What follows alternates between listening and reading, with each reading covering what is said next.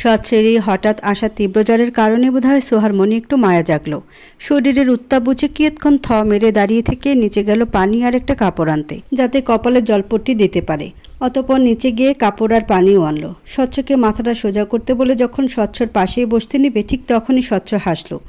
বলল, বউ হিসেবে বউর মতো সেবা করতে এসেছ সুহাসিনী? সুহাস তপ্ত শ্বাস ফেলে। সে মোটেও বউর মতো সেবা করতে আসেনি, তবে তার মন বলছিল এই ছেলেটার সেবা করতে। এই অসুস্থ ছেলেটাকে এভাবে ফেলে যেতে তার নিজেরই মায়া হচ্ছিল। হয়তো 4 বছর আগের ভালোবাসার রেশের টানি এই মায়া। সোহা তপ্ত শ্বাস ফেলে জানায়, আমাদের বাসায় এসে জ্বর বাঁধিয়েছেন, দায়িত্ব পালন করছি শুধু। স্বচ্ছর চোখ মেলে তাকাতেই কষ্ট হয়, মাথা ভার হয়ে আসে, চোখ জ্বলছে, তবুও চোখ খুলে তাকায় সোহার দিকে। মেয়েটাকে তার ইদানিং বিনা কারণেই দেখতে মন চায়। হয়তো অদৃশ্য একটা টানও কাজ করে, অথচ স্বচ্ছ এমনটা চায়নি। সে চেয়েছিল মেয়েটাকে তার টানে ফেলতে। শেষ পর্যন্ত সেই ফেসে গেল। বিষয়টা বুঝে উঠেই বলে, শুধুই দায়িত্ব? সোহা বিরক্ত হয় যেন। একটা মানুষের জ্বরে গা পড়ে যাচ্ছে, তার উপর খাবারটুকু পর্যন্ত খায়নি, চোখগুলো লাল হয়ে আছে কেমন জ্বরের তাড়নায়। সোহা বলে, চুপ করে শুয়ে থাকুন, জ্বর আপনার। দুপুরের মধ্যে জ্বর না কমলে দাদাজানকে ডক্টর আনার কথা বলতে হবে। স্বচ্ছ চুপ থাকে এবারে। সুহা কথা না বাড়িয়ে জলপট্টি দেয় কপালে। 1 বার 2 বার 3 বার, যতবারই দিল স্বচ্ছ সেভাবেই শুয়ে থেকে তার দিকেই তাকিয়ে থাকলো। সোহা কিছুই বলল না।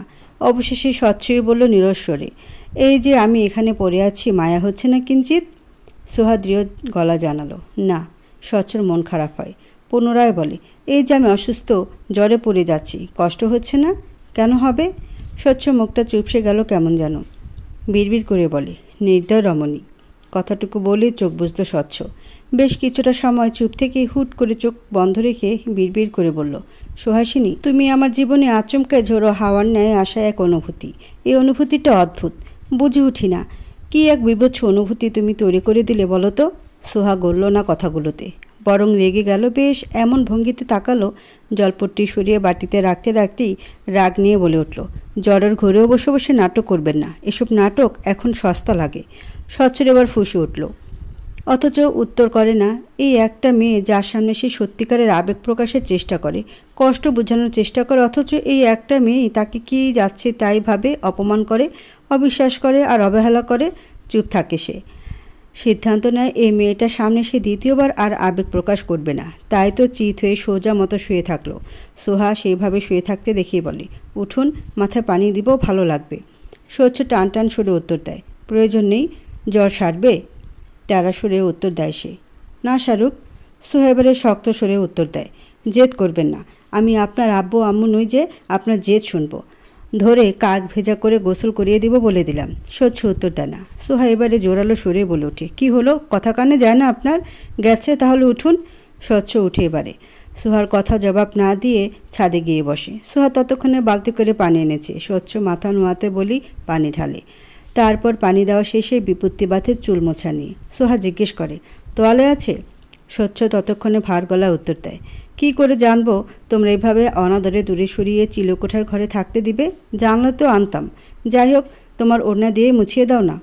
সোহা ছোট শ্বাস ফেলে, তাকিয়ে দেখে স্বচ্ছর ভেজা চুল বেয়ে পানি পড়ছে কপালে। নিঃসন্দেহে স্বচ্ছকে এই রূপে সুন্দর লাগছে, বোধহয় একটু বেশি। তাকিয়ে থাকতে ইচ্ছে করছে, তবুও সোহা নজর সরালো। স্বচ্ছর কথা মতো নিজের ওড়নার এক কোণা দিয়ে স্বচ্ছর চুল মুছতে লাগলো। ঠিক তখনই পেছন থেকে দাদার লাঠির ঠকঠকে আওয়াজ শোনা গেল। বললেন, কি করছো? ওই ছোকরার মাথা তুমি কেন মুছে দিচ্ছ? ছোট বাচ্চা ও। সোহা হাত সরিয়ে নেয়, দাদাজানের দিকে চেয়ে উত্তরে বলে, জ্বর ওনার। স্বচ্ছ তখন বিড়বিড় করে বলে, চলে এসেছে এই ইভিল দাদাজান, কাছাকাছি দেখলে গা জ্বলে তার। দাদাজান অবশ্য শুনতে পেল না কথাটা। সোহাগকে বলল গম্ভীর গলায়, তাতে তোমার কি এসে যাচ্ছে? স্বচ্ছ এবারে উত্তর করে, আমার জ্বরে আমার বর এসে যাবে না তো কি আপনার এসে যাবে ডিয়ার দাদাজান? দাদাজান রেগে তাকায়, চোখগুলোতে তাকিয়ে থেকে সন্দেহে সরে জানায়, চুপ করো বেয়াদব ছেলে, চোখ দুটো দেখে তো লাগছে নেশা করেছ। আমার বাসায় কিন্তু নেশা পানি দেখলে সোজা উষ্টা মেরে ছাদ থেকে ফেলে দেব। স্বচ্ছ এবারে বাঁকা হাসে, ঠোঁট এলিয়ে শুধায়, মনে হচ্ছে দাদাজানের নেশা সম্পর্কে খুবই ভালো অভিজ্ঞতা আছে। কি বলুন দাদাজান? দাদাজান সোজা লাঠি তাক করে, বলে, এই ছেলে, লাঠি দেখেছ? পিঠের চামড়া উঠিয়ে নিব। স্বচ্ছ দাঁত কিরমির করে, শুধায়, আপনার জিনগুলোই আমার বউ ডিএনএতে ভর করেছে, নয়তো আমার বউ এতটা নির্দয় হওয়ার কথা নয়, কখনোই নয়। ছুটি নীরবে বসে আছে। বাইরে ঠান্ডা আবহাওয়া, আকাশ অল্প মেঘলা। প্রকৃতি বোধহয় বর্ষণ চাইছে। ছুটি নীরবে বসে তাকিয়ে তাকিয়ে দেখতে লাগলো প্রকৃতিটাকে। ভাবে শীতের পর প্রথম বৃষ্টির মতোই তার কাছে একটা বার্তা এসেছিল, তার আবির ভাই তাকে ভালোবাসে। ছুটি সে বার্তাটা পেয়ে যতটুকু খুশি হয়েছিল এখন ঠিক ততটাই উদাস, কারণ আবির ভাই হুট করে আবার উধাও হয়ে গিয়েছে। সোহার থেকে শুনেছে সোহাদের বাসাতে কেবল স্বচ্ছই গিয়েছে, অর্থাৎ আবির যায়নি। গেল কোথায়? ছুটির মন খারাপ হয়। যাও ছেলেটাকে দুই এক পলক দেখা মিলতো, এখন তাও হবে না। ছুটির কয়েকবার মেসেজও করেছে জানতে চেয়ে কী অবস্থা, অথচ আবির বরাবরের মতোই তাকে পাত্তা না দিয়ে রিপ্লাই করেনি। ছুটি এই পর্যায়ে উদাস হয়ে বাসা ছেড়ে বের হলো। বন্ধুরা সহ গেল কফি খেতে। সেখানে সাদও ছিল। 3 জন মেয়ে এবং একটা ছেলে কফির মগ নিয়ে ছবি তুলে স্টোরি দিয়েছে সোশ্যাল মিডিয়াতে। তারপর চলল ঘন্টার 3-4 আড্ডা। অথচ এই 3-4 ঘন্টাতেই পৃথিবীতে বেঁচে থাকা কোনো এক যুবক যে নাক ফুলিয়ে রাগ ফুঁসছে তা কি ছুটি জানা ছিল? ছুটি জানতো না। যখন বাসায় ফিরল তখন দেখলো তার আবির ভাই তাকে কল দিয়েছিল, তাও তার ফোন সাইলেন্ট থাকা অবস্থাতে। ছুটির আফসোস হলো। পর মুহূর্তেই বার কয়েক কল দিতেই ওপাশ থেকে ভেসে এলো এক ধমক। বলদের মতো এভাবে কল দিচ্ছিস কেন বারবার? যখন কল দিয়েছি তখন তুলেছিস? ছুটি অভিমান নিয়ে শোধালো। আপনাকেও তো যখন মেসেজ দিয়েছি মেসেজের রিপ্লাই দেননি আবির ভাই। আমারটা আর তোরটা এক নয়, তাহলে ভিন্ন? আবির এক ধমকে বলে, আমি তোর চাইতে বড়। ছুটি কিভাবে যেন সাহস করে বলে ফেলল, তাতে কি? ব্যাস আবিরের রাগটা যেন আরেকটু বাড়ল। বলল, ওই ছেলেকে একবার মেরেছি না, হাত গোড় ভাঙেনি, আবার ওই ছেলের সাথে মিশতে গেছিস কেন? ছুটির গলা নেমে আসে এবারে। বুঝতে পারে আবিরের রাগের কারণ। নরম সুরে উত্তর দেয়, বন্ধু হয় ও কেবল। আবির রেগে শুধায়, ছেলে বন্ধু রাখবি কেন? ও শুধু বন্ধুই, আপনি রেগে যাচ্ছেন কেন? ফের রাগ নিয়ে বলে, আমি রাগলে তোর কি? ছুটি এবারে ছোট শ্বাস ফেলে। আবির কিছু না বলতেই বলে ওঠে, ঠিক আছে, এরপর সাদের সাথে আর মিশব না আবির ভাই। বিকেলের দিকে স্বচ্ছর অবস্থার আরেকটু অবনতি হলো। হুঁশ হয়নি ছেলেটার তখন। বাধ্য হয়ে স্বচ্ছকে ছাদের চিলেকোঠার ঘরটা থেকে বাসার একটা রুমেই থাকার অনুমতি দিলেন দাদাজান। স্বচ্ছর বাবা মাকে খবর দেওয়ার পাশাপাশি ডক্টর আনলেন বাসায়। ডক্টর ওষুধপত্র দিয়ে চলে যেতে সোহা নীরবে চেয়ে থাকে। উপরে রাগ দেখালো এই মুহূর্তে এসে তার সত্যি মায়া হচ্ছে। দুদিনেই বোধ হচ্ছে ছেলেটার মুখ শুকিয়ে গিয়েছে। চোখ জোড়ায় শেষ চঞ্চলতা কিংবা অহংকারী ভাবটা চোখে আসে না যেন। সোহা তাকালো। 2 পা বাড়িয়ে এসো। যখন স্বচ্ছের মাথায় হাত বাড়ালো ঠিক তখনই দাদাজান হুঙ্কার ছুড়লেন, ওই ছেলে থেকে দূরে দূরে থাকবে। যার নাটকবাদ ছেলে, দেখা গেল জ্বরটাও ওই বাদর ছেলের নাটকই। সোহার ভালো লাগলো না কথাটা। জ্বরে শরীর পুড়ে যাচ্ছে ছেলেটার, হুঁশ জ্ঞানই নেই। সে ছেলে এই অবস্থাতেও নাটক করবে? বলল, জ্বরে বেহুশ হয়ে আছে দাদাজান। এটা নিশ্চয়ই নাটক না। দাদাজান বিশ্বাস করলেন না কথাটা। ব্যঙ্গ করে বললেন, আবার নাটকও হতে পারে। দিন 15-এর মধ্যে তোমার মনে জায়গা করতে অনেক কিছুই করতে পারে। আমি এই ছোকরাকে বিশ্বাস করি না। কথাটা বলি দাদাজান রুম ছেড়ে বাইরে গেলেন। সোহা দীর্ঘশ্বাস ফেলে। খাটের এক কোণায় বসে হাত ছোঁয়ায় স্বচ্ছর কপালে। এখনও উত্তাপ। কপালে পড়ে আছে এলোমেলো চুল। কতটা মায়াময় লাগছে মুখটা। সোহা যখন তাকিয়ে থাকে মুখ পানে, ঠিক তখনই রাহা পেছন থেকে বলে ওঠে, আপু, দুলাভাই কি কিউটভাবে ঘুমায় তাই না? ঘুমালে কি সুন্দর লাগে দেখ। রাহার মুখে চঞ্চল হাসি। সোহার রাগ হয়। স্বচ্ছকে অন্য কেউ কেন সুন্দর বলবে? অন্য কেউ কেন ওর ঘুমানো মুখটা দেখে ড্যাব ড্যাব করে চেয়ে থাকবে? সে নিজের বোন হোক বা অন্য কেউ। সোহা নিজের বোনের প্রতি এই ঈর্ষাবোধে বিরক্ত হয়। দাঁতে দাঁত চিবিয়ে বলে, তোর কি? বিয়ে করবি? ছি আপু, তোমার বর না হলে না হয় বিয়ে করার জন্য আগ্রহ নিয়ে বসে থাকতাম, কারণ ভাইয়া সুন্দর। সোহা চুপ থাকে। দাদাজানকে সে এতকাল দমিয়ে রেখেছিল। স্বচ্ছের সাথে না হওয়া সংসারটা টিকিয়ে রাখার আপ্রাণ চেষ্টাটাও এতকাল সেই করেছিল। দাদাজান তো শুরু থেকেই স্বচ্ছের তেমন কাজ পছন্দ করেনি, রাগ ফুঁসেছিল। সোহা এতকাল দমিয়ে রাখতে পারলেও শেষ সময় যখন দাদাজানের রাগের দাবানলে পড়তে হয় তখনই স্বচ্ছকে জ্বালানো শুরু করেছিল সে। ভেবেছিল স্বচ্ছ ফিরবে শুধুই তার জন্য, স্বচ্ছ ফিরেই তাকে চাইবে, অথচ তা হলো না। স্বচ্ছ দেশে ফিরেও বাউন্ডুলেপনা দেখালো, চ্যালেঞ্জ জেতার নেশা দেখালো, যা দাদাজান জানার পর থেকেই দ্বিগুণ রাগ ফুঁসছেন, শুধু প্রকাশ করতে পারছেন না। সোহা জানে দাদাজান স্বচ্ছকে কখনই মেনে নেবে না, এখন তো আরও না। ছোট শ্বাস ফেলেই বলে, 2 দিন পর তো আর আমার বর থাকবে না। দাদাজান ভেঙে দিবেন তো সম্পর্কটা, তখন তুই বিয়ে করে নিস। শান্তি। রাহা ভ্রু বাঁকিয়ে তাকায়, বলে, এভাবে বলছিস কেন? তুই কি রেগে যাচ্ছিস আপু? রাখবো কেন? রেগে যাওয়ার মতো কিছু বলেছিস নাকি? আশ্চর্য। রাহা ঠোঁট উল্টায়। বোনের পাশে বসে কৌতূহল নিয়ে শুধায়, আচ্ছা তুই কি সত্যিই ভালোবাসিস না ভাইয়াকে? আমার কেন যেন মনে হয় যে তুই ভালোবাসিস দুলাভাইকে। সোহা শান্ত স্বরে উত্তর দেয়, ভালোবাসলেও ভালোবাসার মর্যাদা তো উনি রাখেননি, তাই না? যদি রাখতেন আমি নিজেই নিজেকে সমর্পণ করতাম তার তরে। রাহা মন খারাপ করে পুনরায় বলে, আমার তো মনে হয় দুলাভাইও তোকে ভালোবাসে, না হলে কি এত দূরে ছুটে আসতো? ওসব তার জেদ আর অহংকার, জয়ী হওয়ার নেশা। সহ্য সেবা করার দায়িত্বটা নিল সোহা নিজেই। শত হোক নিজের ভালোবাসার মানুষ বলে কথা, শখের পুরুষ তো, মায়া ভুলে থাকা যায় না। তাই তো জলপট্টি দেওয়া হাতে ওষুধ খাওয়ানো সহ খাবার খাওয়ানো সবটাই সোহা করল। অবশেষে স্বচ্ছ যখন রাতে জেগে উঠে সোহা তাকায়, কপালে হাত রেখে বুঝে জ্বর পড়েছে এখন। দ্রুত পায়ে পুনরায় রান্নাঘরে গিয়ে স্বচ্ছের জন্য খাবার আনে, বলে খেতে হবে। স্বচ্ছ এদিক ওদিক তাকায়, মুখ তেতো ঠেকছে তার, খেতে ইচ্ছে হচ্ছে না, শরীর ম্যাজ ম্যাজ করছে। স্বচ্ছ বুঝে না উঠেই এদিক ওদিক চেয়ে বলে, আম্মু কোথায়? আমাকে একটু ডেকে দিবে সোহাসিনী? সোহা সৌর চোখে তাকায়, উত্তরে বলে, আম্মু নেই, আমি আছি, আমার কথা শুনতে হবে। আম্মুর হাতে খাবো। সোহা তপ্ত শ্বাস ফেলে, বলে, আমি খাইয়ে দিব? হবে। স্বচ্ছ শরীর ক্লান্ত, উঠে বসার শক্তিটুকুও বোধহয় পাচ্ছে না সে, তবুও উঠে বসার চেষ্টা চালাতে লাগলো। বলল, তুমি? স্বচ্ছ উঠতে পারল না, বরং আগের মতোই শুয়ে থাকলো। বলল, এনার্জি পাচ্ছি না। কি করেছো? আমার যে এনার্জি সব হারিয়ে গেছে। কোনো জাদু টাদু করে ফেলোনি তো? সোহা দাঁতে দাঁত চাপে। একটা মানুষ এতটা অসুস্থ হওয়ার পরেও কি করে এমন ঢং করতে পারে বুঝে না সে। বলে, জানি না। এবার বলুন, আমার হাতে খাওয়া যাবে নাকি? স্বচ্ছ ক্লান্তমুখী আলতো হেসে বলে, তুমি আমায় বিষ মিশিয়েও খাইয়ে দিতে পারো সুহাসিনী। তোমাদের পরিবারটি ভয়ঙ্কর নির্দয়। দাদাজান আর তোমার তো স্টোন হার্ট, অসম্ভব কিছু নয়। সোহা এবারে রেগে তাকায়, বিরক্ত হয়ে বলে, এর নাকি এত জ্বর, জ্বরে উঠে বসতে পারছে না পর্যন্ত, অথচ ফটর ফটর করে কথা বলেই যাচ্ছে। স্বচ্ছ প্রশ্ন ছুড়ে, কথা অফ রাখবো? চুপচাপ খাবেন এখন, তারপর ওষুধ খাবেন। স্বচ্ছ যেন সোহার সামনে অনুভূতি দেখাতে চাইল না, বরং জেদ নিয়ে বলল, আমি নিজের হাতে খেতে পারি। সোহা খাবার ঠেলে দিল, বলল, তাহলে নিজের হাতেই খান।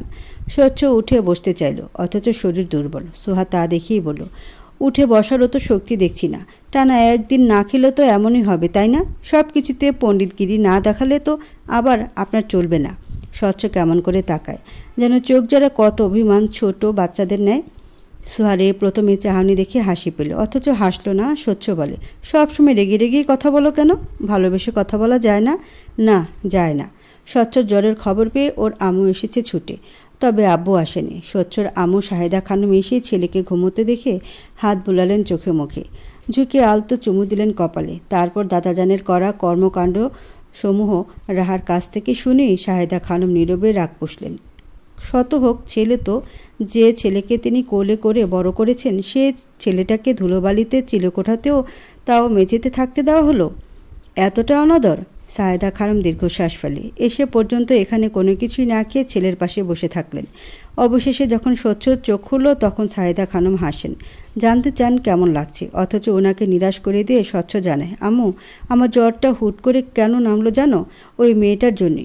ওর কথা ভেবে ভেবে আমি অসুস্থ হয়ে গেলাম আম্মু, সব দোষ ওই মেয়ের। কথাগুলো বলে পর মুহূর্তেই মায়ের কোলে মাথা রাখলো স্বচ্ছ, হতাশ সুরে জানায়, আম্মু, তোমরা কি নির্দয় এক রমণীর সাথে বিয়ে দিয়ে দিয়েছো আমার?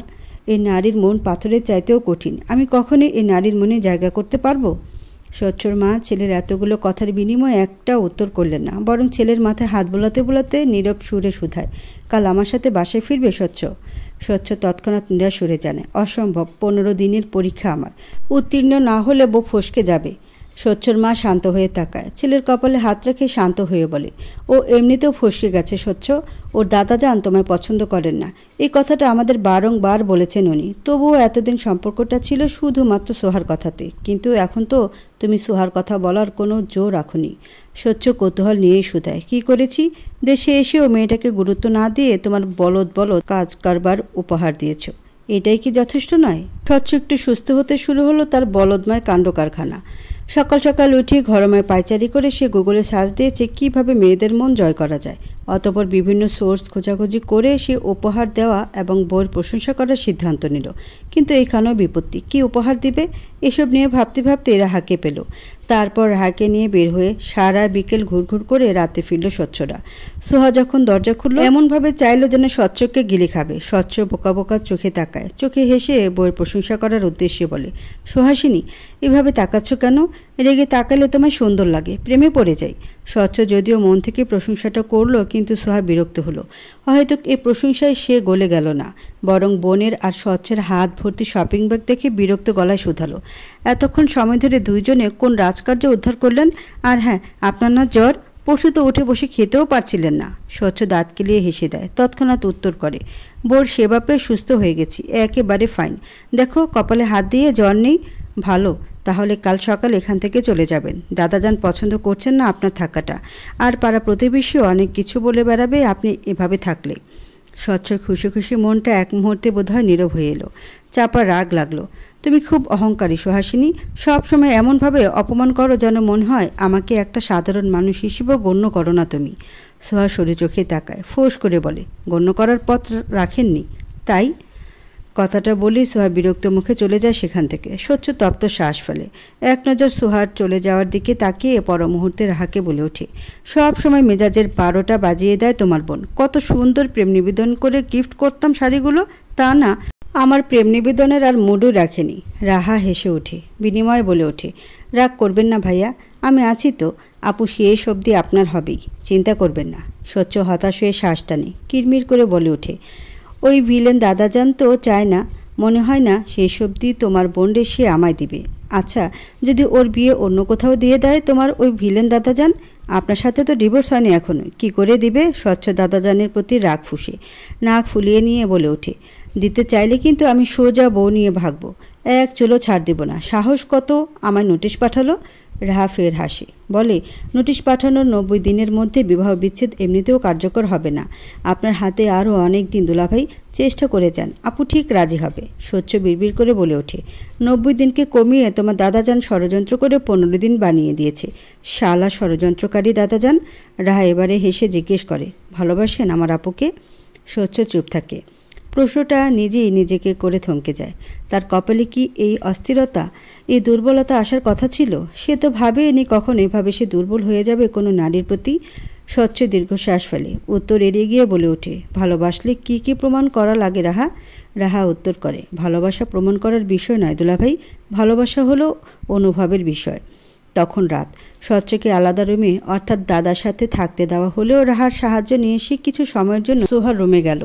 পা টিপ টিপ করে বিছানায় বসে সোহার জন্য কিনে আনা শাড়িগুলো রাখলো সোহার মাথার কাছেই। পর মুহূর্তে একটা চিরকুট রাখলো। স্বচ্ছ তাকায় ঘুমিয়ে থাকা মেয়েটার দিকে।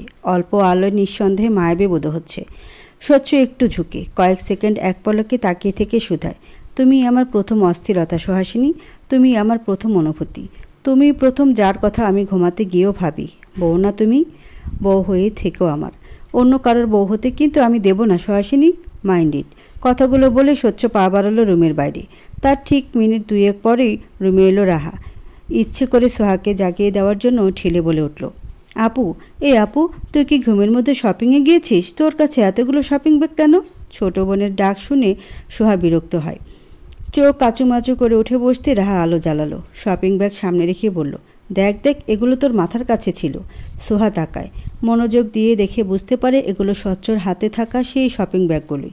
আর রাহার হাতে যেগুলো ছিল ওগুলো রাহার জন্য কিনে দিয়েছে সম্ভবত। সোহা রাহা এবং স্বচ্ছের এই নাটক বুঝে উঠে বিরক্ত কণ্ঠে বলে, কি শুরু করেছিস এসব?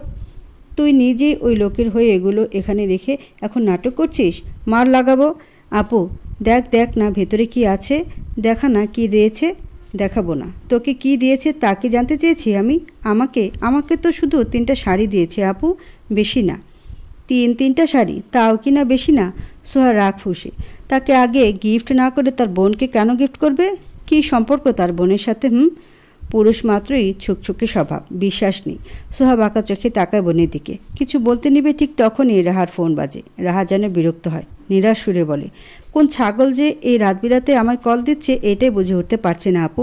কল যখন দিচ্ছিসই কথা তো বলবি নাকি? অথচ কথাই বলছে না, কল করে চুপ করে বসে আছে। কথাগুলো বিরক্ত হয়ে ঝাঁঝালো সুরে বলতে বলতেই রাহা জানালার পাশে গেল। ঠান্ডা বাতাস শরীর ছুঁয়ে যেতেই কল রিসিভ করলো সে। বিরক্ত হয়ে বলল, সমস্যা কী ভাই? কে আপনি? রাত দুপুরে কল দিয়ে বিরক্ত করছেন কেন বলুন? ওপাশের মানুষটা কথা বলে না, শুধু নিঃশ্বাসের শব্দেই ভেসে আসে। রাহা ফের বিরক্ত হয়ে কল রাখলো, অথচ একটু পর আবারও কল এলো। রাহা ফের কল তুলল, কিন্তু এবারেও নীরবতা, কোনো শব্দ নেই, কথা নেই, কেবল নিঃশ্বাসের আওয়াজ। রাহা ঘুমিয়ে পড়তেই সোহা শাড়িগুলো দেখলো নিজে একা একাই। শাড়ির সাথে অবশ্য মিলেছে কাজল, আলতা, হাতের চুড়ি, রূপোর নূপুর এবং একটা শুকনো বেলি ফুলের মালা, সাথে একটা চিরকুট। সোহা বুক ধুকপুক করে উঠল। বোকা লোকটার বোকা কাণ্ড কারখানা দেখে তার ইচ্ছে হয় বকাঝকা করতে। একসাথে এত কিছু গিফট করে কে? যেন মনে হচ্ছে বিয়ের কেনাকাটা করেছে সে। সোহা মনে মনে হালকা হাসেও চিরকুট মেলে পড়া শুরু করে। সোহাসিনী, আজকে রাতটায় তোমার শাড়ি পরিহিত অবস্থায় দেখতে পারি? একটা বার দর্শন দিবে? অপেক্ষায় থাকবো ছাদে। সোহা পুরো রাতটা এই চিরকুট হাতে নিয়েই কাটিয়ে দিল তীব্র অস্থিরতায়। সে শাড়ি পরবে, ছাদে যাবে, নাকি পরবে না, এই দ্বিধা নিয়ে সারা রাত কাটল তার। পরের মুহূর্তে কী বুঝে মায়া হলো, যখন প্রায় ভোর হয়ে আসবে তখন হুট করেই হৃদয় গড়ল তার। একটা লাল শাড়ি হাতে নিয়ে আয়নার সামনে দাঁড়ালো সে। তারপর যত্ন নিয়েই শাড়িটা পরল। এলোমেলো খোলা চুলে গুজল বেলি ফুলের মালাটা, চোখে কাজল। পুরো এক নির্ঘুম রাত্রির অস্থিরতা নিয়েই সে রুম ছেড়ে বের হলো। হৃদয়ে তখন ধুকপুক করা অনুভূতি। এই প্রথম সে ওই মানুষটার কথা রাখতে নিজেকে শাড়িতে সাজিয়ে তার সামনে যাচ্ছে। এই প্রথম। তখনও সকালের আলো ফোটেনি, আধো অন্ধকার। দূর রাস্তায় দু একটা গাড়ি ছুটছে। আশেপাশে কোথাও শোনা যাচ্ছে কুকুরের গলার শব্দ। সোহা পা বাড়িয়ে ছাদে গেল। আশেপাশে ছাদে তাকালো। নাকে এলো নিকোটিনের তীব্র গন্ধ, কানে এলো স্বচ্ছর গলা। সুহাসিনী, অবশেষে একটা পুরো রাত অপেক্ষা করিয়ে দেখা দিলে বলো? সোহার বুকের অস্থিরতা আর একটু বাড়ল বোধ হয়। প্রতিদিনের সাহসী সোহাকে আজ একটু নড়বড়ে দেখালো, কেমন যেন অপ্রস্তুত। তাকিয়ে দেখলো স্বচ্ছকে। ঠোঁট এলিয়ে হেসে পর মুহূর্তে নিজেকে শক্ত দেখানোর উদ্দেশ্যে বলে ওঠে, এখনও ছাদে থেকে গেছেন আপনি? কি করছেন এখানে? স্বচ্ছ নীরব দৃষ্টিতে চেয়ে থাকে। মৃদু আলো সোহাকে লাল শাড়িতে পরখ করে মনোযোগী হয়। মেয়েটাকে শাড়িতে বোধ হয় আরেকটু বেশি সুন্দর বোধ হলো স্বচ্ছর। তাকিয়েই থাকতে ইচ্ছে হলো। বুকের ভেতর অনুভূতির শিহরণ জাগলো। স্বচ্ছ পা বাড়ায়। সামনে এসে সোহার কানের কাছে চুলগুলো উড়িয়ে দিয়ে ঘোর লাগা সুরে বলে, ভাগ্যিস ছিলাম, না হলে তো তোমায় শাড়িতে দেখা হতো না। সোহা কেমন যেন কেঁপে উঠে কণ্ঠটা শুনে। ঘাবড়ানো সুরে বলে ওঠে, আমি ভেবেছিলাম আপনি চলে যাবেন, তাই এসেছি। স্বচ্ছ হাসে তার সাহসী বোর এমন কথা শুনে। ঠোঁট বাঁকিয়ে বলে, শিওর? আমার তো মনে হচ্ছে আমি আছি বলেই তুমি এসেছো সুহাসিনী। সোহা চুপ থাকে কিয়ৎক্ষণ। নার্ভাস ফিল হয় তার। স্বচ্ছ এমনভাবে তাকিয়ে আছে কেন? কি দেখছে এভাবে তাকিয়ে? সোহার তো অস্বস্তি লাগছে এই দৃষ্টিতে। হাত পা ঘামছে। সোহা কিছুটা পিছু সরে কথা ঘোরাতে বলে, রাত জেগে কি কেবল সিগারেট টেনেছেন? গন্ধে তো থাকা যাচ্ছে না। স্বচ্ছ হেসে ওঠে। হেসে বলে, কি করব বলো? যাদের বউ থাকে না তাদেরকে সিগারেট দিয়েই শান্তি খুঁজতে হয়। আর বাসায় হলে তো তোমার ভিলেন দাদা যান আবার নেশাখোর বলে লাথি মেরে বের করে দিত। তাই ছাদেই বেস্ট। কথাটা বলেও ফের হাসে স্বচ্ছ। তাকিয়ে দেখে ফোঁটা ফোঁটা বৃষ্টি পড়া শুরু হয়েছে। স্বচ্ছ বুঝে উঠে এটা কিসের বৃষ্টি। সারা রাত সে জেগে থাকলো, ভ্যাবসা গরমে সিগারেট টানলো, অথচ বৃষ্টি নামলো না। আর যখনই তার সুন্দরী প্রেয়সী শাড়ির সামনে উপস্থিত হলো তখনই বৃষ্টি নামলো। এটা কি প্রেমের বৃষ্টি, নাকি আকাশও তার বরে রূপ দেখে মুগ্ধ, তাই বৃষ্টির মাধ্যমে বোঝাচ্ছে? স্বচ্ছ ফের বলে, এই অসময়ে বৃষ্টিটা কিসের বলো তো? প্রেম বৃষ্টি নাকি বউ বৃষ্টি? সোহা কেমন করে তাকালো এবারে, যেন রেগে খেয়ে নেবে স্বচ্ছকে। স্বচ্ছ তা দেখে হাসি। কিঞ্চিত ঝুঁকে গিয়ে সোহার কপালে আলতো করে ঠোঁট ছোঁয়ালো সে। বিড়বিড় সুরে বলে, এভাবে রেগে চাইবে না। কলিজা কেমন করে আমার। মন বলে এই রাগী মুখটা দেখার জন্য হলেও মেয়েটাকে ধরে বেঁধে জীবনে রেখে দেওয়া উচিত। আমি আবার খুব ভালো নেই। যেদি মানুষ ছোট থেকে জেদ চাপলে জোর জবরদস্তি করেই তোমাকে নিয়ে চলে যাব, নিজের করে রেখে দেব। আর এখন তো আরও নিশ্চিত যে তোমার মনে আমার জন্য এইটুকু হলো অনুভূতি আছে সুহাসিনী, নয়তো শাড়ি পরে এখানে আসতে না তো। আমি শুধু কতটুকু আমার যাওয়া উচিত তা বুঝে নিতে এটা পরীক্ষা করেছি Suhasini. Now I got my answer. কথাগুলো একটানে বলে স্বচ্ছ পা বাড়ায়, ঠোঁট গোল করে শীষ বাজায়। দুপুর 12টা। দাদাজান কার সাথে যেন ঘণ্টাখানেক আলাপ জুড়েছে। আলোচনার বিষয়বস্তু হলো সোহা। সোহাকে কোনো পরিবারের পুত্রবধূ করা নিয়েই কথা বলা হচ্ছে, তাও স্বচ্ছকে শুনিয়ে।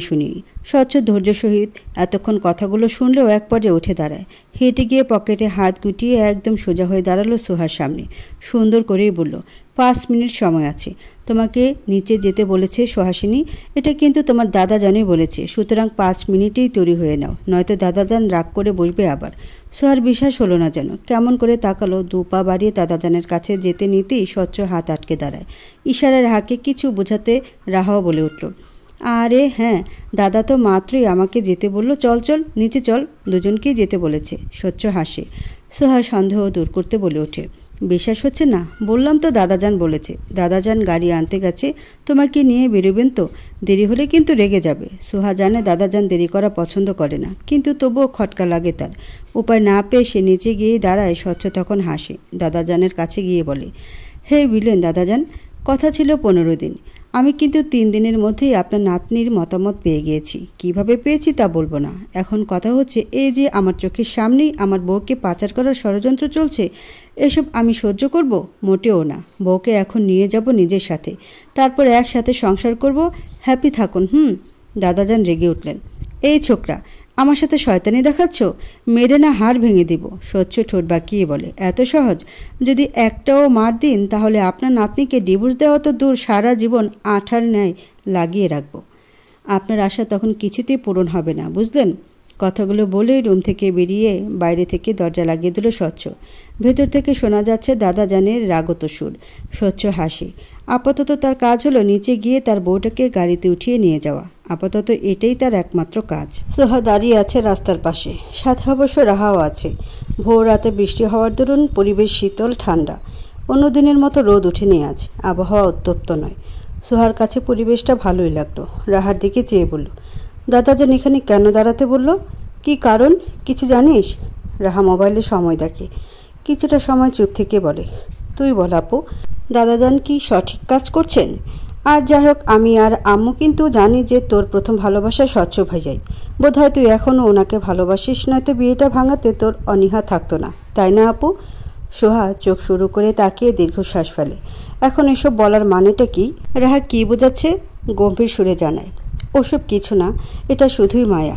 মায়া কাজ করছে আমার, কারণ সে আমার প্রথম অনুভূতি। মস্তিষ্ক বলছে দাদার কথা মেনে নেওয়া উচিত, হৃদয় বলছে তাকে ছাড়া অন্য কাউকে ভালোবাসা পসিবল না। রাহা মনোযোগ দিয়ে বোনের কথা শুনে বোঝানো নয় বলে ওঠে, তার মানে এখনও ভালোবাসিস তাকে? তাই তো এতকাল স্বচ্ছ ভাইয়ের অপেক্ষা ছিলি, এতকাল চাইছিলি যে স্বচ্ছ ভাইয়াও তোকে ভালোবাসুক, তোদের বিয়েটা টিকে থাকুক। আচ্ছা, যদি উনি সত্যি সত্যি তোকে ভালোবাসে এমনটা শুনিস, তাহলে কি করবি আপু? সোহা ক্লান্ত চোখে তাকায়। উত্তরে বলে ওঠে, কিছুই করব না, কারণ এখন আমার হাতে কিছু নেই রাহা। স্বচ্ছ যদি দেশে ফেরার পরপরও আমার প্রতি একটু সিরিয়াসনেস দেখাতো, আমি দাদাজানের কাছে অনুরোধ করতাম। কিন্তু স্বচ্ছ বরাবরই বাউন্ডুলি, ওর মধ্যে এসব ভালোবাসা, প্রেম, সংসারের ছিটেফোঁটাও নেই, সে ছন্ন ছাড়া। তোর মধ্যে তো আছে, নয়তো শাড়ি পরে ছাদে যেতি তুই? নাকি শাড়িগুলো ভাইয়া গিফট করেছে বলেই শুধু কথা রাখার জন্য তুই শাড়ি পরে ছাদে গিয়েছিস? সোহান মনে ভাবে, কেন গিয়েছিল সে ছাদে? কি দরকারে? কোনো বাধ্যবাধকতা তো ছিল না। সোহা চাইলে সারা রাত স্বচ্ছকে বিনা কারণেই ছাদে অপেক্ষা করাতে পারত। চাইলে যে মুহূর্তে স্বচ্ছতার কপালে ঠোঁট ছোঁয়ালো সেই মুহূর্তেই সজোরে একটা থাপ্পড় বসাতে পারত। কি হলো হঠাৎ? গত 2 দিনের জ্বরে পড়ে থাকা স্বচ্ছ সেবা করতে করতে দুর্বল হয়ে গেল? দুর্বল তো সে বরাবরই, কিন্তু প্রকাশ করে ফেলল। স্বচ্ছ সারা রাত অপেক্ষা করবে এটা ভেবে তার মায়াই বা হলো কেন? 2 দিন পর সম্পর্কটা থাকবে না বলে? নাকি কয়েকটা শাড়ি গিফট করেছে বলে গলে গিয়েছে? লোভী মেয়েদের মতো গিফট পেয়েই নরম হয়ে গিয়েছে? সোহা নিজে নিজের মনকে এতগুলো প্রশ্ন করে থমকে যায়। অন্যদিকে ফিরে বলে, জানি না কেন গিয়েছি, কিন্তু এখন মনে হচ্ছে যাওয়া উচিত হয়নি। আমি কি করে এরকম একটা কাজ করতে পারলাম ভেবেই পাচ্ছি না, রাগ হচ্ছে। সোহা কথাটা বলে শেষ করতেই পেছন থেকে শোনা গেল চেনা পুরুষালী কণ্ঠ, কারণ তুমি আমায় ভালোবাসো সোহাসিনী। সোহা নাক ফুলায় রেখে। সবসময় স্বচ্ছের এই অতি কনফিডেন্স বা অহংকারী ভাবটা সহ্য হয় না তার। দাঁতে দাঁত চেপে বলে ওঠে, ভুলেও না, আমি আপনাকে ভালোবাসি না স্বচ্ছ সাহেব, ঘৃণা করি। স্বচ্ছ পকেটে হাত গুজে হাসি, ঠোঁট ইলিয়ে বলে, আমি যে বিপরীত দেখতে পাচ্ছি। সোহার গা জ্বলে যেন। নিজের এহেন পরাজয় সহ্য করতে না পেরে শুধালো, অসহ্য লাগছে আপনার হাসিটা। ততক্ষণে গাড়ি এসে দাঁড়িয়েছে স্বচ্ছদের সামনে। গাড়িটা ভাড়া করা। স্বচ্ছ একটু আগে কল করে বলেছিল, চলে এসেছে দেখে স্বস্তি মিলল। কখন না জানি ডেভিল দাদাভাই এসে সমস্যা বাঁধিয়ে দেয়, বলা তো যায় না। স্বচ্ছ ছোট শ্বাস ফেলে বলে, গাড়ি চলে এসেছে, উঠে বসো। সোহা এদিক ওদিক তাকায়। দাদাকে না দেখতে পেয়ে ভ্রু বাঁকিয়ে বলে, দাদা কোথায়? স্বচ্ছ মুহূর্তে একটা মিথ্যা বলল, জানালো তোমার দাদাজান বলেছে আমার সাথে যেতে। সোহা মেনে নেয় না, বরং বলে, দাদাজান এটা কখনোই বলবে না। রাহা তুমি বলো বলেছে কি না? রাহা গোলগাল চোখে তাকায়। কি বলবে? দাদা বলেছে এটা বলবে? বুঝে ওঠে না। একবার স্বচ্ছ তো একবার সোহার দিকে তাকাতেই স্বচ্ছ ফোন বের করলো, বলল, তোমার দাদাজানকেই কল দিচ্ছি, ওকে, উনিই বলুক। তারপর কল দিল। সোহা আর রাহার থেকে কিছুটা দূরে সরে গিয়ে ফোন কানে চেপে হাসলো। দাদাজান কল তুলতে হেসে বলল, ডিয়ার দাদাজান, রুম থেকে বের হয়েছেন? দাদাজান রাগ ফুঁসে যেন, দাঁতে দাঁত চেপে তীব্র ক্ষোভ নিয়ে বলে ওঠে, হতচ্ছাড়া। স্বচ্ছ তখন পেট ফেটে হাসি পায়, বলে, শুনুন, আমার হাতে 15 দিন সময় দিয়েছেন, আমি মেনে নিয়েছি ভদ্র ছেলের মতো। হিসেব অনুযায়ী আপনার নাতনি এখনও আমার বউ, আমাদের বিচ্ছেদ হয়নি। আপনার কথা অনুযায়ী আমি যেভাবেই হোক 15 দিনের মধ্যে আপনার নাতনির মন জয় করতে পারলেই হবে, তাই না? সে অনুসারে বউ নিয়ে যেতে চাচ্ছি। যে কয়টা দিন সময় আছে সে কয়টা দিনই সে আমার সাথে থাকবে, এরপর আপনার কাছে পাঠিয়ে দেব। তারপর তার মতামত শুনি আপনি বিচার করবেন যা ইচ্ছে, ওকে? দাদাজান রেগে শুধায়, ফাজলামো করছো? ফাজলামো তো আপনি করছেন। এখনও সে আমার বউ, আর আপনি একজনের সাথে বিবাহ বন্ধনে থাকা অবস্থাতে অন্য কোথাও অন্য ছেলের সাথে বিয়ে দিতে চাইছেন। তা নিয়ে আবার আমারই সামনে আলোচনা করছেন, সাহস কত? একজনের বউ অন্যজনের সাথে বিয়ে দেওয়ার মতো নোংরামো দুনিয়াতে আর হয়? বলুন, আমি চাইলে বউ হরণের কেস দিয়ে আপনার নামে মামলা ঠুকতে পারি। দাদাজান পাল্টে রাগ নিয়ে মুহূর্তে বললেন, এক থাপ্পড় দিব বেয়াদব ছেলে। স্বচ্ছ ঠোঁট বাঁকিয়ে হাসি, বলে, যেটাই দিন, এখন বউ নিয়ে যাওয়ার অনুমতি দিন। যদি না দেন তাহলে কিন্তু কিডন্যাপ করে নিয়ে যাব, নিরুদ্দেশ হয়ে যাব বছর খানিকের জন্য। যা যা অধিকার খাটানো যায় সব খাটাবো, তারপর 3 বাচ্চার বাপ হয়ে আপনার সামনে হাজির হব। এবার বলুন, কোনটা পছন্দ আপনার, ভালো পথ নাকি বাঁকানো পথ? এরপর কয়েক মুহূর্ত দাদাজান চুপই থাকলেন। তারপর কি বুঝে শুনে অনেকটা সময় পর মুখ খুললেন, আমার নাতনির উপর আমার বিশ্বাস আছে। কয়েকটা দিন তোমার সাথে থাকলেই তোমার উপর সে গলে যাবে না। সেহেতু অনুমতিটা দিচ্ছি নিয়ে যাওয়ার, কিন্তু শর্ত আছে। কি শর্ত? গম্ভীর সুরে ভেসে আসে, ওর সাথে জোর জবরদস্তি করতে পারবে না, কোনো রকম অধিকার খাটাতে পারবে না। ও তোমার বউ, এটা সঠিক হলেও বউগত অধিকার প্রয়োগ করলে কিন্তু তোমার পুরুষত্বকে আমি ভ্যানিশ করে দিব, মনে থাকবে? স্বচ্ছ হাসি হেসে শুধায়, আপনি একটু বেশি ফাস্ট দাদাজান। বউ নিয়ে যাচ্ছি বলে যে বাসর সেরে ফেলবো এটা তো বলিনি। স্বচ্ছ অতটাও কন্ট্রোললেস না, জিপ টেনে ছিঁড়ে ফেলবো অসভ্য ছেলে। যা ইচ্ছে ছিঁড়ে ফেলতে পারুন। আপাতত আপনার নাতনিকে বলুন আমার সাথে যেতে। শত হোক সে তো আপনারই নাতনি, আজ তো এক ঘাটতারা। কথাটুকু বলে 2 পা বাড়িয়ে সোহাকে ফোন দিল। দাদাজান ফোনে সোহাকে কি বলল তা শোনা গেল না ঠিক, তবে তার পরপরই সোহাকে গাড়িতে উঠে বসতে দেখা গেল। একদম চুপচাপ হয়ে পাশাপাশি স্বচ্ছও বসল। গাড়ি চলল আপন গতিতে। সোহা অনেকটা সময় চুপ থাকার পরে হঠাৎ স্বচ্ছের দিকে তাকালো, বলল, আবারও খেলছেন? আমি কি খেলার বস্তু স্বচ্ছ? আপনি আর দাদাজান আমায় নিয়ে খেলছেন, প্রতিযোগিতা নেমেছেন? স্বচ্ছ তাকায়, খেলছে? সে তো সুহাসিনীকে নিয়ে খেলছে না, খেলাটায় নেমেছেই সে সুহাসিনীকে পাওয়ার জন্য। স্বচ্ছ দীর্ঘশ্বাস টেনে শান্ত সুরে জানায়, উদ্দেশ্য যখন তুমি, তখন সব কিছুতেই রাজি আমি, খেলা জিততেও। সোহা হতাশ জানায়, তাই বলে আমায় খেলনা বানাচ্ছেন, নিচে নামাচ্ছেন? তুমি খেলনা নাও সুহাসিনী, তুমি তো বিচারক। দিন শেষে তোমার সিদ্ধান্তে বিজয়ী ঘোষিত হবে। বিশ্বাস করো, আমি এক বিন্দুও জোর করব না তোমায়, এক বিন্দুও ছুব না। এইটুকু বিশ্বাস অন্তত রাখো আমার প্রতি। সোহা মৃদু হাসে, জানালার ধারে তাকিয়ে জানতে চায়, যদি বিজয়ী না হন কি করবেন? স্বচ্ছ হাসে, হেসে বলে, সর্বপ্রথম প্লেনের টিকিট কাটব, দেশ ছেড়ে চলে যাব আবারও। যখন দেশে মাঝে মাঝে ফিরব তখন তোমাকে অন্যের স্ত্রী রূপে দেখব 2-1 পলক, আড়ালে আবড়ালে। কথাটুকু বলে দীর্ঘশ্বাস টানে সে। আসলেই সুহাসিনীকে অন্য কারোর স্ত্রী রূপে দেখতে পারবে সে? রাগে টকবক করবে না শরীরের সমস্ত রক্তকণিকা? স্বচ্ছ ফির শান্ত সুরে বলে, ভালোবেসে যদি আমায় চাও, আমিও তোমায় ভালোবেসে আজীবন আগলে রাখবো সুহাসিনী। এতটা ভালোবাসা মুড়িয়ে রাখবো যে ফের কখনো অভিযোগ করতে পারবে না, ঘৃণা করতে পারবে না। সোহা হাসে, অবহেলা নিয়ে বলে, সে আশা অপূর্ণই থাকবে। বর্তমানে আমি আপনাকে শুধু ঘৃণাই করি স্বচ্ছ, আর ঘৃণা করার কারণটা হলো আপনার ছন্ন ছাড়া বাউন্ডিলে স্বভাবটা। এসব খামখেয়ালিপনা করে জীবনে কখনো দুঃখ না করলেই হয়। ঘৃণাও ভালোবাসার রূপ, ভালোবাসার রূপ কিন্তু ভালোবাসা নয় স্বচ্ছ। যাকে ঘৃণা করা যায় তার প্রতি শুধু তিক্ততাই কাজ করে, যেমনটা আপনার প্রতি কাজ করে। স্বচ্ছ এই পর্যায়ে গাড়ির সিটে গায়ে লিয়ে দেয়, বুকে হাত গুজে ক্লান্ত চোখে তাকায় সোহার দিকে, চোখ মুখে এক গুচ্ছ বিরক্তি আর ঘৃণা। স্বচ্ছর বুক কেমন করে। এই এত ঘৃণার মাঝে সে ভালোবাসা কুড়িয়ে নিতে পারবে? এই কয়টা দিনে সুহাসিনীর কঠিন হৃদয় যদি না গলে হারিয়ে ফেলবে, সুহাসিনী অন্য কারো হয়ে যাবে। স্বচ্ছ দীর্ঘশ্বাস ফেলে, করুণ চাহনিতে চেয়ে থেকে মনে মনে ভাবে, সুহাসিনী, আমায় কি সত্যিই মেনে নেওয়া যায় না? আর সত্যি ভালোবাসা যায় না? আর শুধুই ঘৃণা করা যায়? ঘৃণা করে হলেও শুধু আমারই থেকে যাও না সুহাসিনী, অন্য কারণ না হও। ছুটি গত 2-1 দিন হলো সাদকে এড়িয়ে গিয়েছে কেবলই আবিরের জন্য। সাদ কেন? দুনিয়ার কোনো পুরুষের দিকেই তাকায়নি অতিশে।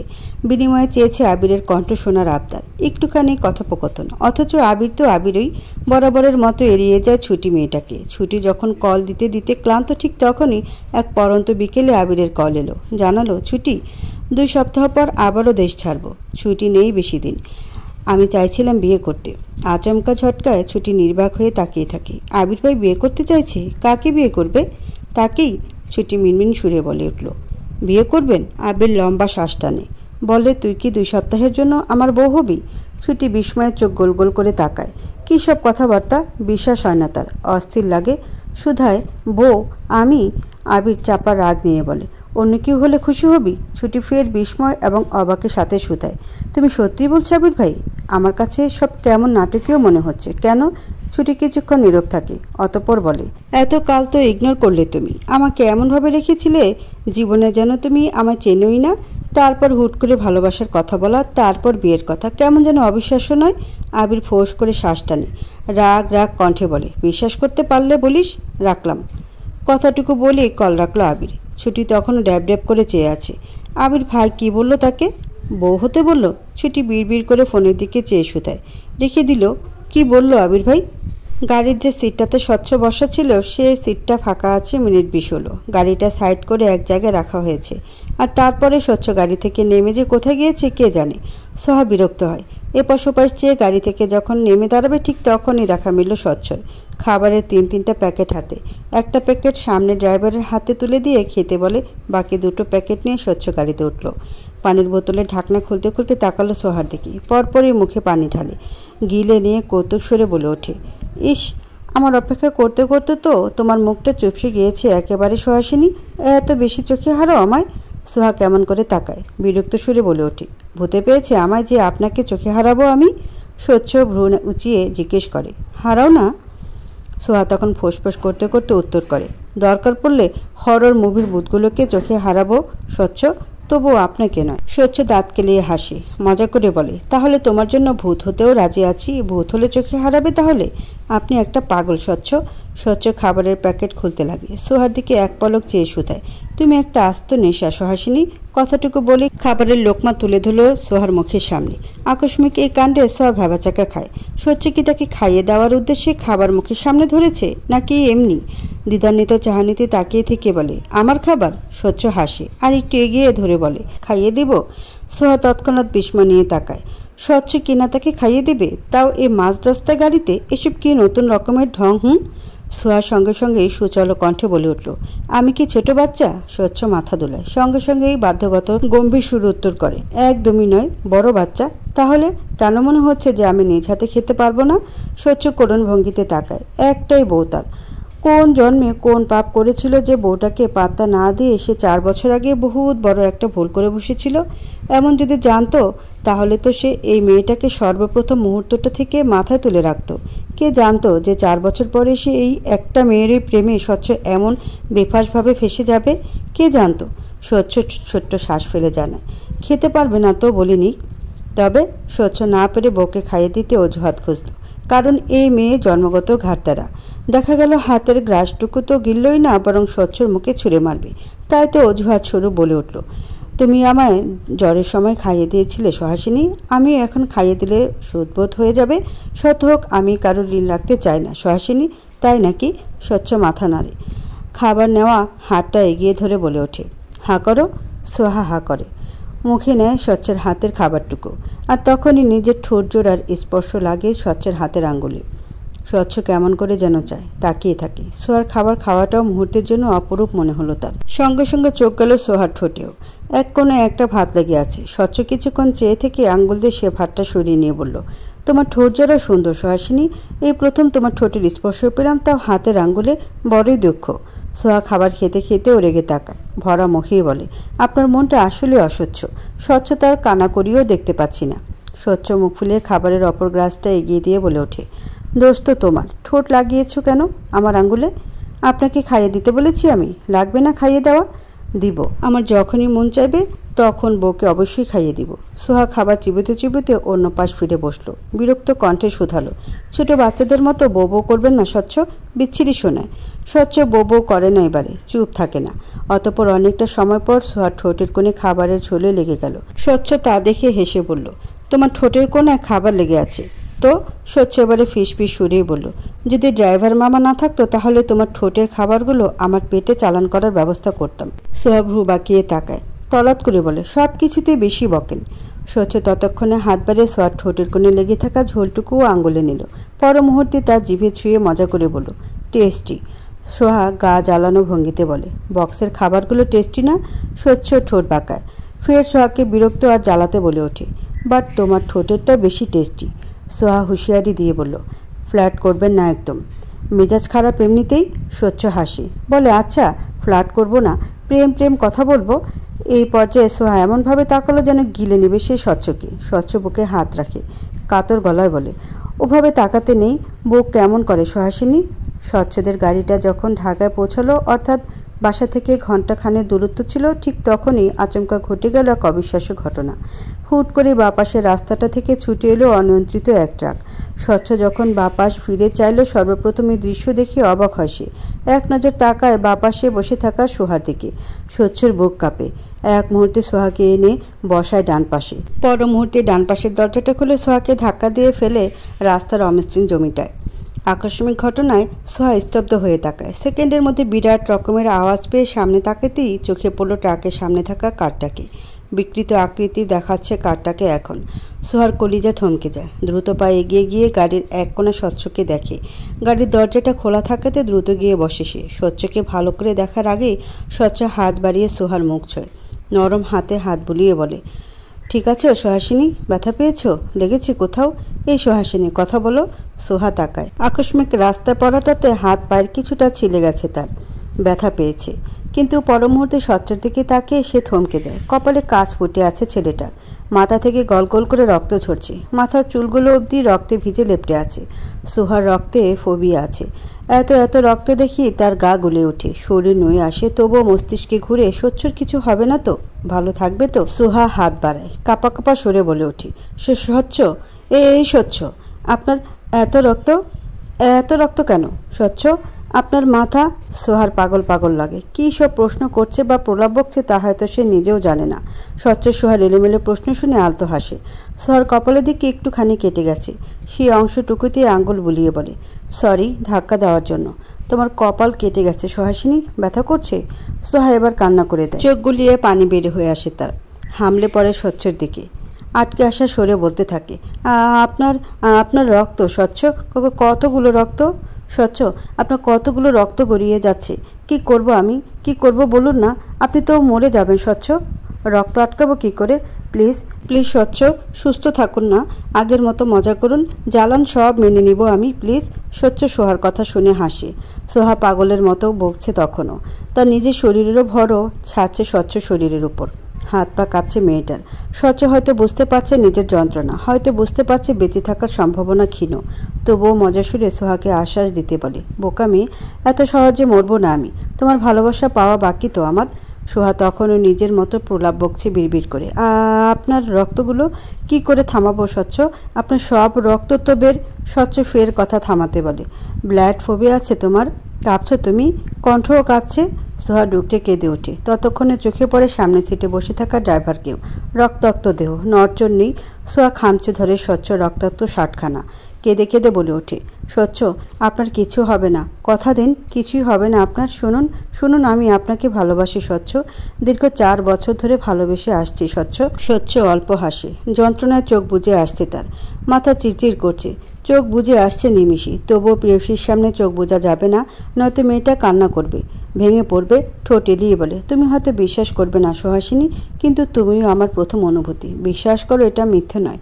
মৃত্যুর মুখে দাঁড়িয়ে মিথ্যে বলবো না আমি সুহাসিনী। সোহা কাঁদতে কাঁদতে জড়িয়ে ধরল স্বচ্ছকে। শরীরের ভর ছেড়ে দিল স্বচ্ছের উপর। কয়েক সেকেন্ড যেতে অতিরিক্ত চিন্তা, অস্থিরতা আর ব্লাড ফোবিয়ার কারণে জ্ঞান হারালো সোহা। স্বচ্ছ মিনমিনে চোখে চেয়ে থাকে। জড়িয়ে থাকে সোহার শরীরটা। আশেপাশে মানুষের চোখে আসে। আওয়াজ ভেসে আসে কানে, আর স্বচ্ছর চোখ জোড়া বুঝে আসে ক্রমশ। তবুও স্বচ্ছর চোখ বুঝতে চায় না। যদি এটা শেষবার হয়, যদি আর চোখ খোলা না হয়, তার চাইতে তার সুহাসিনীকে একটু মন ভরে দেখিয়ে নিক না হয়। সোহার কপালে চোট লেগেছে, সামান্যতম অংশ কেটে রক্ত বের হয়েছে, যার দরুন কপালে ব্যান্ডেজ। হাতে পায়ে যে অংশগুলো ছিলে গেছে তাতে ওষুধ লাগানো। এই সামান্যতম আঘাত পেলেও সোহা এখনও হসপিটালের কেবিনে। ঘুমের মেডিসিন দেওয়া হয়েছে ওকে। সোহা এই হঠাৎ হওয়া অঘটনটা মেনে নিতে না পেরে এই নিয়ে 3বার জ্ঞান হারিয়েছি। যতবার জ্ঞান ফিরেছি ততবারই তোতলানো কণ্ঠে কেবল স্বচ্ছর অনেকগুলো রক্ত বের হওয়ার ঘটনাটাই বলছিল। কান্না করছিল, পাগলামি করছিল। উপায় না পেয়ে নার্সরা ওকে কেবিনে নিয়ে ঘুমের ইঞ্জেকশন পুশ করেছে। অপরদিকে স্বচ্ছর অবস্থা ক্রমশ জটিল ঠেকছে। গাড়ির ড্রাইভারের অবস্থা ক্রমশ জটিল। আবির সাদাব খবর পেয়ে এসেছে এখানে। পথচারীরাই কল করে জানিয়েছেন। তারপর আবির আর সাদাবের থেকেই পরিবারের মানুষজনও খোঁজ পেয়ে ছুটে এসেছেন। ডক্টর জানিয়েছেন স্বচ্ছর প্রচণ্ড রক্তক্ষরণ এবং মাথায় বেশ আঘাত পেয়েছে, যার দরুন রক্ত দিতে বলা হয়েছে। ভাগ্যবশত স্বচ্ছর রক্তের গ্রুপ আর আবিরের রক্তের গ্রুপ এক হওয়াতে ব্লাড দিতে আবিরই গেল। আবির থমকায়। এই প্রথম তার কষ্ট হচ্ছে স্বচ্ছর জন্য। আজীবন ছেলেটাকে দেখেছে ছন্নছাড়া এলোমেলো জীবন কাটাতে, পরিবার থেকে দূরে দূরে। হুট করে এই আকস্মিক অঘটনটা ঘটার কি খুব প্রয়োজন ছিল? খুব বেশি? সবেই তো ছেলেটা এক রমণীর প্রেমে উন্মাদ হয়েছিল। আশা রেখেছিল মেয়েটাকে সে পাবে। সৃষ্টিকর্তা মেয়েটাকে তো দিলই না, উল্টো জীবনটাই কেড়ে নেওয়ার পর্যায়ে এনেছে। আবিরের চোখ ভিজে আসতে চায়, তবুও কাঁদে না। ছেলেদের তো কাঁদতে নেই। বাইরে বেরিয়ে এসে স্বচ্ছর বাবাকে আশ্বস্ত করে বলল, আঙ্কেল চিন্তা করবেন না, আমাদের স্বচ্ছ ঠিক হয়ে যাবে আঙ্কেল। স্বচ্ছর বাবা শক্ত মানবের মতো দাঁড়িয়েছিলেন। আবিরের কথাটা শুনি এমনভাবে তাকালেন যেন উনি এতটা সময় পর নিজের শক্ত খোলসটা ভাঙার সুযোগ পেলেন। আবিরকে জড়িয়ে কেঁদেই ফেললেন এক মুহূর্তে। ঠোঁট বাঁকিয়ে বলে উঠলেন, ডক্টরদের বলো না আব্বা, স্বচ্ছটাকে যাতে ভালো করে দেয়। আমি আর ওকে কখনো বকবো না আব্বা। আমার আব্বাটাকে এনে দাও। একটাই ছেলে আমার আব্বা, ছোট থেকে ছন্নছাড়া ছেলেটা। যখন যা চেয়েছে করেছে, যা চেয়েছে পেয়েছে। আমার ছেলেটার অনেক কষ্ট হচ্ছে আব্বা। আবির বাখারা। কি সান্ত্বনা দিবে যে মানুষটার বাসায় এতদিন থাকা সত্ত্বেও ছেলের উপর রাগ করে ছেলের বন্ধুদের সাথেও কথা বলেনি। সে মানুষটি আজ ছেলের বন্ধুকে আব্বা সম্বোধন করছেন। বাচ্চাদের মতো জড়িয়ে ধরে কাঁদছেন। আবিরের চোখ ঝাপসা হয়ে আসে। কাপা হাতে পিঠে হাত রেখেই বলল, আঙ্কেল ও ভালো হয়ে যাবে, ও সত্যি ভালো হয়ে যাবে, কাঁদবেন না আঙ্কেল। ততক্ষণে সাদাব বাড়ি থেকে ছুটে এসেছে প্রয়োজনীয় ওষুধ নিয়ে। পাশেই আবিরদের বাসা। স্বচ্ছর মা এবং সিয়াকে সেখানে পাঠানো হয়েছে অনেক কষ্টে, কারণ হসপিটালে এতজন থেকে ভিড় জমবে। তার উপর ওরা কান্না করছিল প্রচুর। সাদাবই ওদের নিয়ে গেল সেখানে। আসার সময় ডক্টরদের দেওয়ার প্রয়োজনীয় সব কিনে আনলো। আবির সাদাবকে দেখা মাত্রই বলল, আন্টিরা শান্ত হয়েছে? কান্না করছে এখনও। আন্টি ওখানে গিয়ে অজ্ঞান হয়ে গিয়েছে আবির। সিয়া, ও কি করছে? ওর কি অবস্থা? চুপচাপ আছে, তবে কান্না করছে। আবির দীর্ঘশ্বাস ফেলে। এর বারে কী বলা উচিত বুঝে আসে না তার। কী বা বলবে? বলার মতো কিছু তো কণ্ঠ দিয়ে বের হচ্ছে না তার। কণ্ঠ রোধ হয়ে আসছে।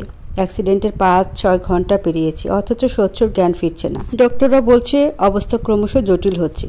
সারা বছর হাসি আনন্দে 3 বন্ধু কাটিয়ে দিলেও ঠিক এই মুহূর্তেই এসে আবির এবং সাদাব দুজনেই টের পায় তারা 3 জন একে অপরকে ছাড়া কতটা শূন্য, কতটা হারানোর ভয়, কতটা বন্ধু হারানোর শোক। দাদাজান ও রাহা এসেছে আরও আগে।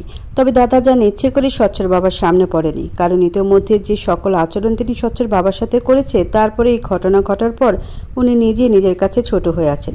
তাই তো একবারও দেখা করেননি নিজ থেকে। তবুও দেখাটা হয়ে গেল। স্বচ্ছর বাবা দেখা মাত্রই করুণ কণ্ঠে বলে উঠল, আমার ছেলে আপনার নাতনিকে আর জ্বালাবে না চাচা। আপনি ওদের ডিভোর্স চেয়েছিলেন না?